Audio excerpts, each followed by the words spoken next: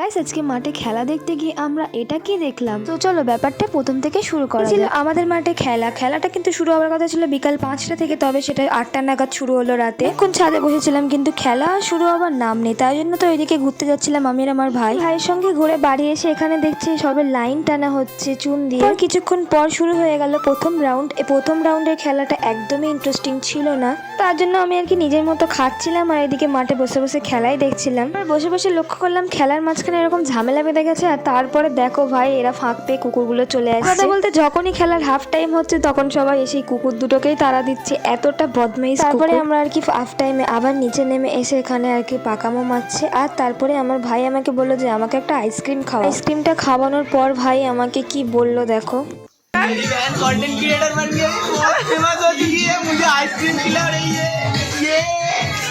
ইনশাল্লাহ কোনো সময় হয়ে যাব। তারপরে এই খেলাটা টাই ব্রেকারে যাওয়ার পর টসের মাধ্যমে সাদা জার্সিটা জিতে গিয়েছে।